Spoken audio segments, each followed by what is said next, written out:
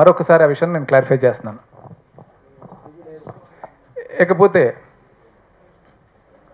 Cinema ఎలా తీయాలి, ఎలా తీయకూడదు అనేది ప్రకాష్ రాజ్ గారి దగ్గర నుంచి నేర్చుకునే స్థితిలో మాత్రం నేను లేను. ఎందుకంటే సినిమా రిజల్ట్స్ అన్నిసార్లు అన్ని విధాలుగా రాదు. కొన్నిసార్లు పాజిటివ్గా వస్తుంది, కొన్నిసార్లు మనం అనుకున్న రిజల్ట్ రాకపోవచ్చు. అది నేరం కాదు. ఆయన మా వివాదం జరిగిన తర్వాత ఆయన సినిమా కూడా రిలీజ్ అయింది. ఆ ఫలితం ఏంటో అందరికీ తెలుసు.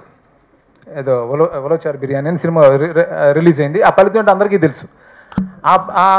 ఆ రిజల్ట్ గురించి నేనేం కామెంట్ చేయలేదు, ఏ ట్వీటు చేయలేదు, ఏ పండుగ చేసుకోలేదు.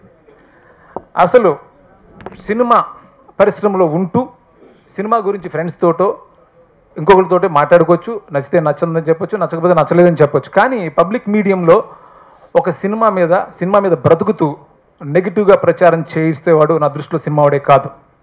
ఆయన చెప్పారు.